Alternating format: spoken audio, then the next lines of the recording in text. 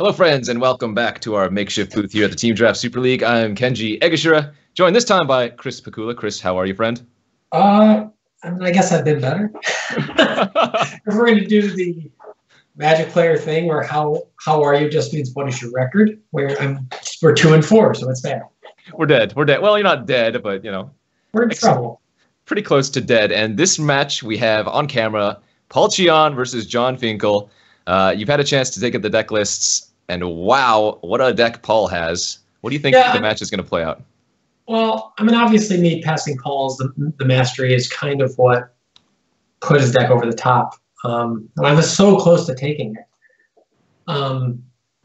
So I mean, he's got a much stronger deck, and honestly, his deck is pretty strong without the mastery. So, John passed him those two uncommons in a row, and he took both. So that's unlucky for us.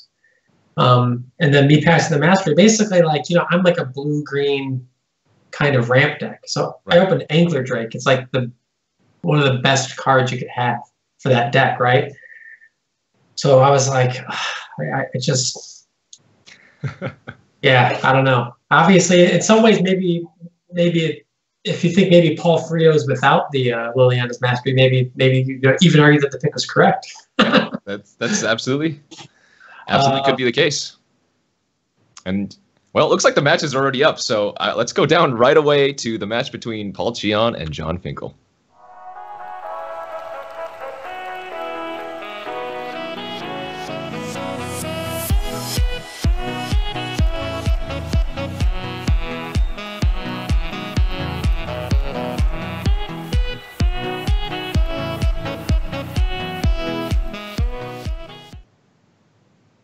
And here we are for the fourth round of the Team Draft Super League this week. We have Paul Cheon versus John Finkel, Team Limited Resources versus Team Gamers Helping Gamers.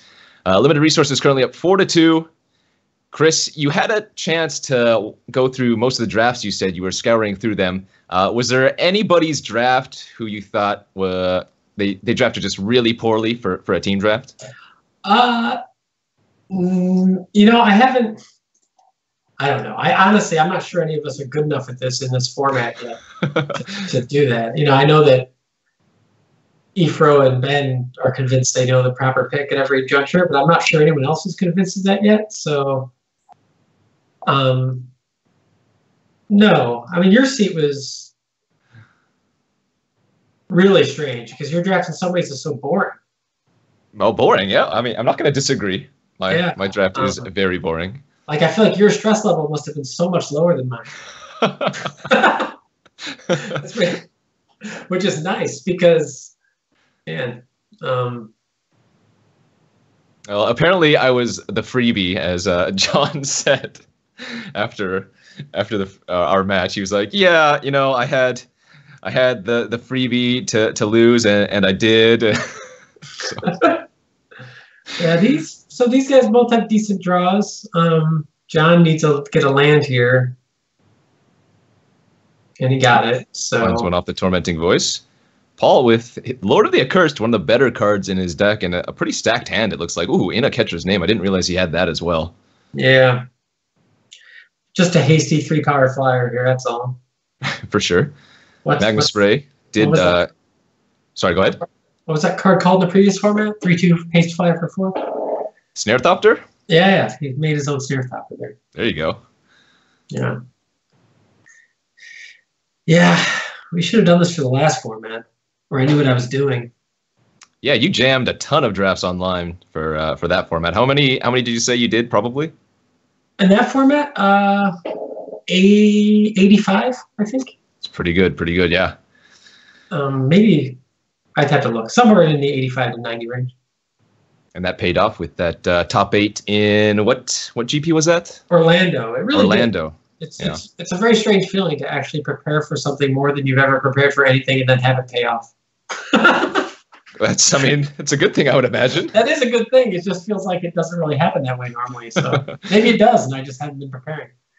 Well, now you know. All right, Binding Mummy the draw for Paul here, who is a little bit stuck on white mana, but still has access to plenty of plays.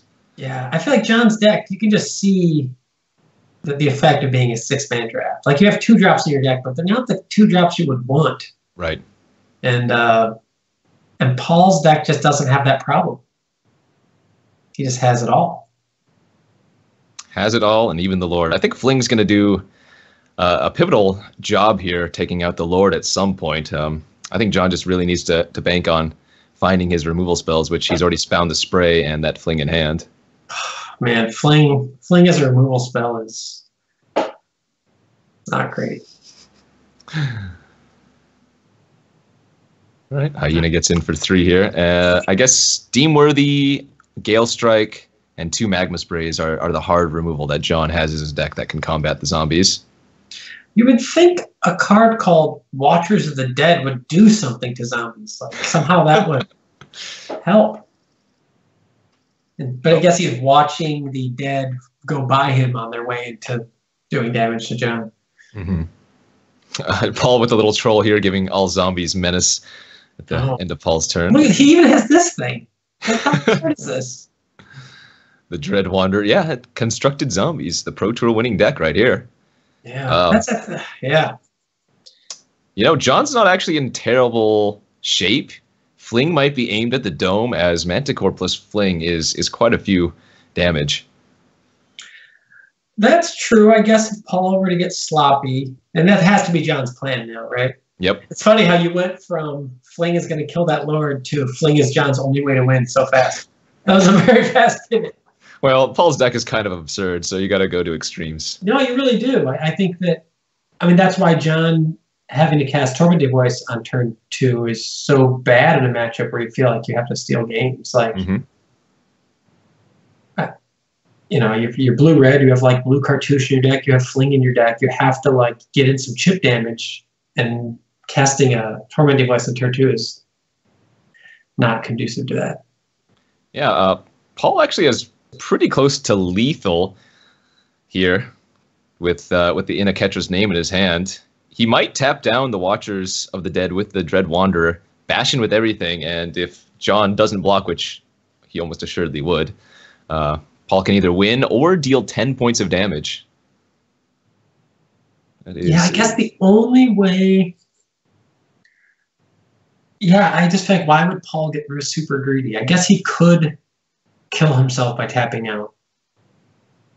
Dread Wanderer comes into play tapped. Mm-hmm. But it's hard to imagine he's gonna risk his Lord, and yeah, he's not. All right. Well, it would have been a trade with the Lord for the Manticore. That's why I said he might do it just to get the Manticore off the board and put him down to 2 dead to the Flyer next turn. But looks like John's going to take 3, fall to 9. Land off the top for him.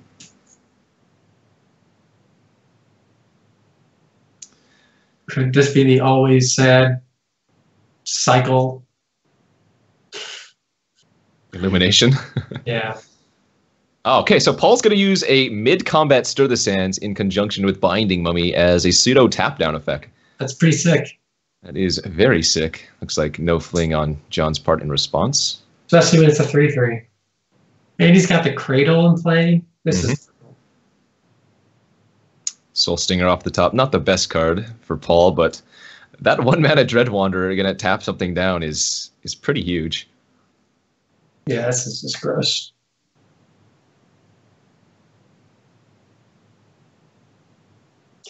Yeah, Paul would have had to make such an incredibly crazy play to give John the window to win this game. Like, just so pointlessly aggressive. Yeah, somehow allowing the Manticore and the Hyena to hit in last turn, or last turn. I guess this turn, and then Fling for the final damage. Right, I guess if John... Yeah, I just don't...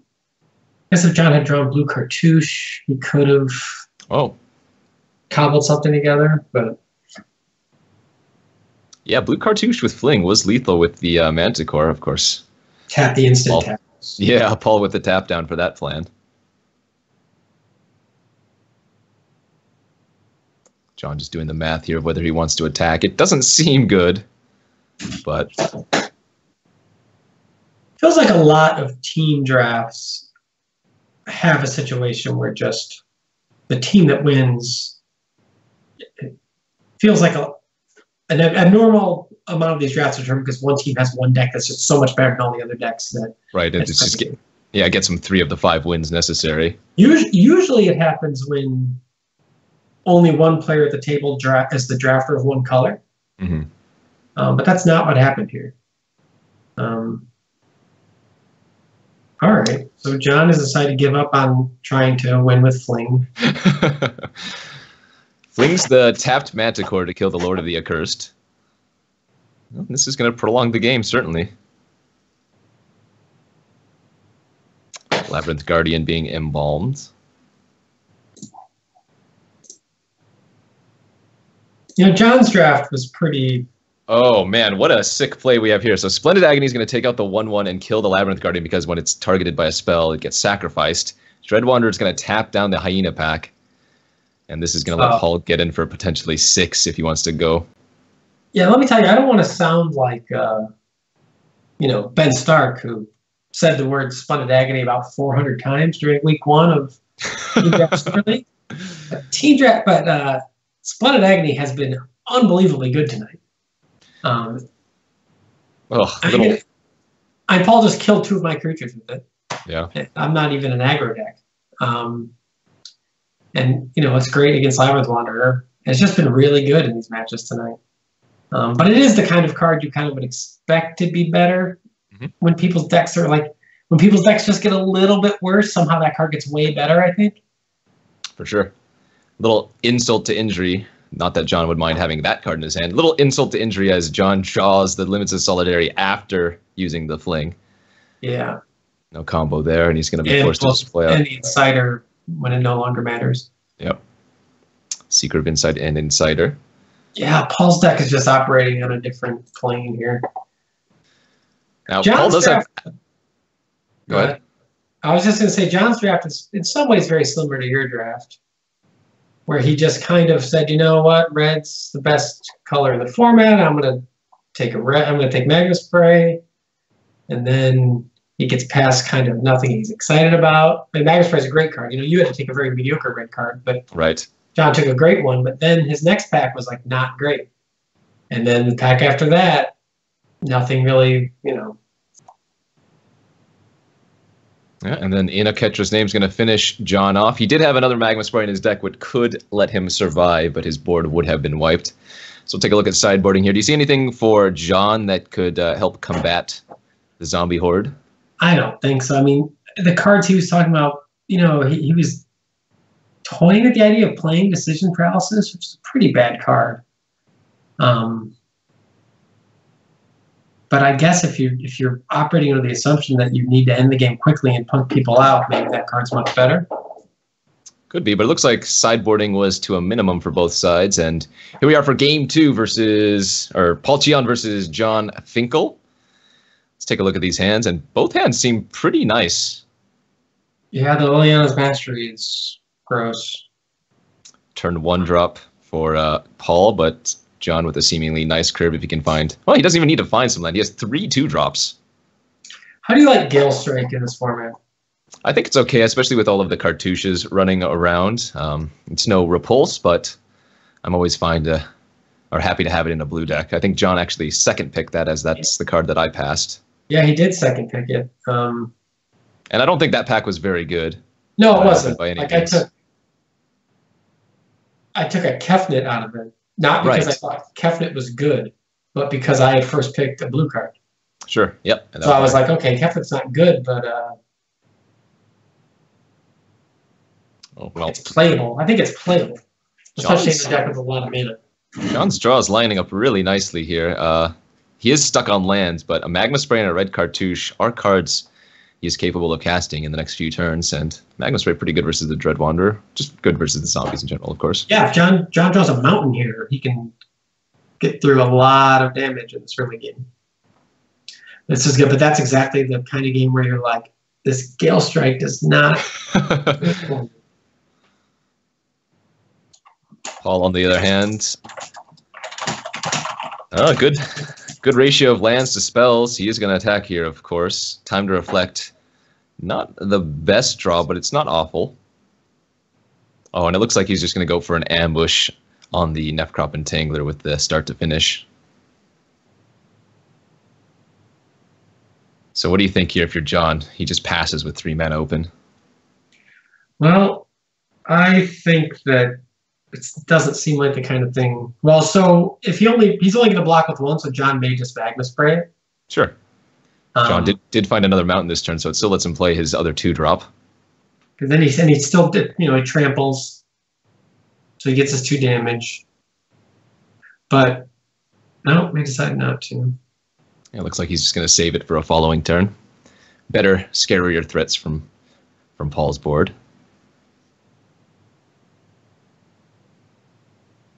Inaketra's name in conjunction with Liliana's Mastery is not too shabby. I think we might see the spray target the Blighted Bat this turn, though. Yeah. I feel like if I was John, I might have just kept my Entangler around. I don't know. You like magma spraying the blocking warrior? Yeah, I mean, you get through an extra damage. You have an Entangler in play. You have the Manticore in your hand, so you really just want to get in early damage and end this game. And that the most important creature to kill in Paul's deck, I guess he does have a lot of important creatures to kill with Magma Spray, to be fair. That's the problem. Yeah. But you don't binding care mummy, about the double binding mummy that much if you think you're on the offensive. The other one is pretty annoying. Wayward Servant, yep. He gains 2 or 3 life off Wayward Servant. It could invalidate your whole game plan. But at the same time, I don't know. It's losing the Entangler is rough. Yeah, and as we see, Paul's just going to jam the Mastery next turn. And John's still stumbling on lands. Not going to be good for him. No, but he does get. Man, that card sucks. Not even on turn 1, you don't like that card? No, I mean I like it in certain decks. I'm just in this deck. I'm not. I guess we do have 5-drops. Now it has saves. I don't know how I feel about that, but. Well, he gets an Abash for 6. Puts Paul to 9. It's I guess it does 2 damage essentially. Gale Strike just Rotting in hand, yeah.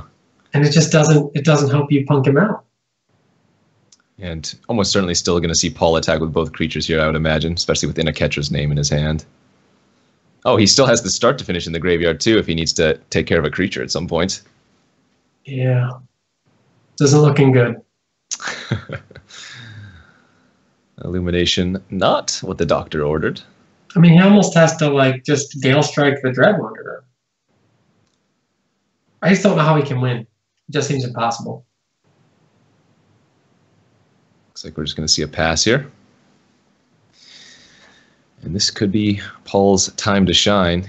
Soulstinger, an amazing draw with that start to finish should we get to that point in the game, but we'll see what happens after this attack.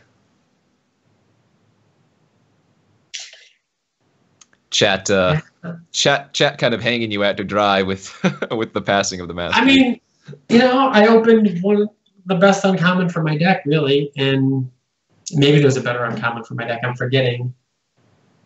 It's hard to beat an Angler Drake, really.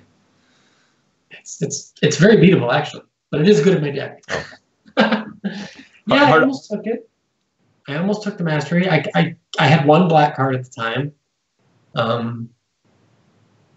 So this is actually lethal unless John bounces one of the non-blocked creatures, which means the zombie is going to 2 for 1. The 2 blockers here. 3, 6, 7, 8, 9, 10, 11, 12. Yeah. Not looking good for John, but he did get good use of the Gale Strike. Killing a zombie here. I mean, Paul has... Oh, he's baiting it out. I like this. He's going to time to reflect in hopes that John Gale Strikes the blocked zombie. Well, he's not going to... He's not going to Gale Strike.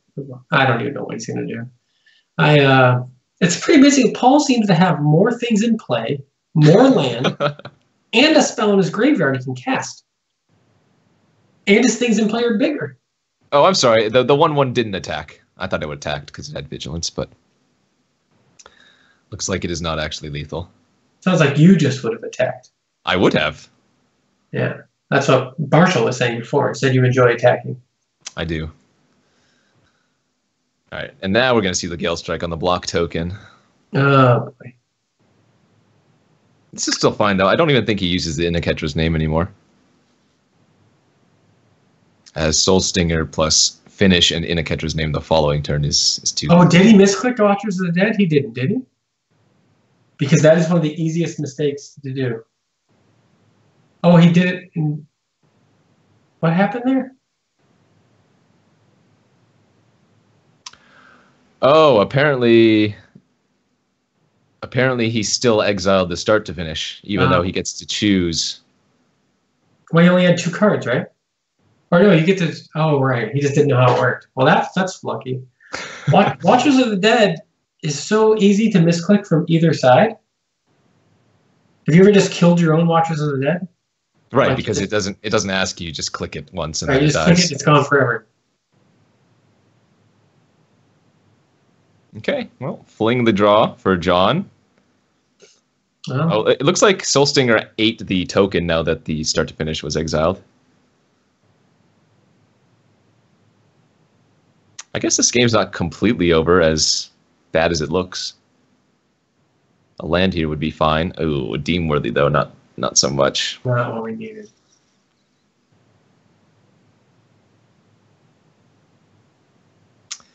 We'll see if Paul's draw can give him anything else. Just a swamp, though, but almost certainly going to see a full-on attack. Yeah, now the fact that we didn't Magma Spray the Dread Wanderer even matters, but...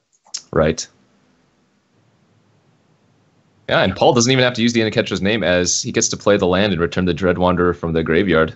No, this is well, I mean, obviously John dying with 4 cards in his hand with his opponent 9 holding a fling is kind of a bummer. I mean, John's kind of holding, like, all the damage he needs to win the game. Yep. In some ways. That's going to be it. Paul Cheon wins the match very handily with his absurd black-white zombies deck over John Finkel. That is actually the team draft for this week, I guess, because that puts us at 5 matches to your guys' 2, so we won't need to do any of the extra ones. Any parting thoughts before we take a look at the lineup for next week? It's a tough format. And I don't think, none of us, even though we've obviously career-wise, lifetime, have done a lot more team drafts, but it's like the intricacies of sets matter, and we haven't team drafted recently, and, it's not just intricacies. It's like, we all team drafted 15 years ago. It's not like we've been team drafting for the past. Almost everyone I know, when they draft at home, like with their friends, does random teams now because they don't really want to counter draft. It's kind of more fun to not, or better practice to not counter draft. I don't know that many people. I've gone to a couple Grand Prix in the past year, maybe. I know we did some team drafting, like at Grand Prix Cleveland, when a bunch of us did day 2, but that was like a year and a half ago or something, maybe even 2 years ago now. So I have team drafted at Grand Prix since I started playing a lot more Magic again, but it's not very common. So, I don't think that people are making a big deal out of that lifetime team draft experience, but the specifics matter. How recently you've done it matter. I don't know. What do you think? What do you think about tonight? Yeah, no, I thought it went pretty well for us overall. I don't think I drafted my seat particularly well. As you said, it was kind of just straightforward for myself. I first picked a Thresher Lizard over some pretty poor cards. I opened the Kefnet and the Gale Strike, and then kind of just moved into the super red-white aggro with 5 cartouches. Yeah, I mean, you got, obviously, you kind of got lucky with like the sheer volume of red and white cartouches over in the draft, because they were pretty annoying, especially against my deck, which had a hard time once when all our decks actually had trouble once you had a big first striker in play. But yeah, your seat was not real interesting. I'm sure has nothing to do with what you did. You didn't make it interesting. It just wasn't as interesting as the other seats, I think. Oh, for sure. And I'm sure everybody else can take a look at the draft logs and see what was going on in our particular draft as as we wrap things up here. So thank you for joining me, Chris. That is going to be the end of this Team Draft Super League for this week. We will be joining us again next week on Tuesday. Take a look at this round schedule here. And so we just finished up the May 30th, and we have Dem Boys versus Goat Stew. Do you know who are on those teams? Sure. Dem Buys is... Dem Buys. There you go. It's Mike Stigris, Steve Rubin, Alexander Hain. Those guys are extremely good at Magic the Gathering. So, that's a tough team. And for the Goat Stew, we have... Oh, yeah, these guys are real good at Magic the Gathering. You've got a Hall of Famer. You have someone who has won, and then two people who have won multiple team Grand Prix, and have at various times in their life been considered the best limited player in the world. So, yeah, I would say that Goat Stew is probably going to be considered the favorites going in, unless we find out that Richie and Mike have not drafted a lot. But, there's no 80-20 favorites in this league, right? Or in any Magic anymore, really. But and obviously those other guys are really good at Magic. I don't think they're considered to be like limited experts or anything, though. Well, that should be a good one. So don't forget to check out next week's Dem Boys versus Goat Stew. Again, thanks for joining us here for the Team Draft Super League. Thank you, Chris. This is Kenji Numatanami signing out. Take it easy.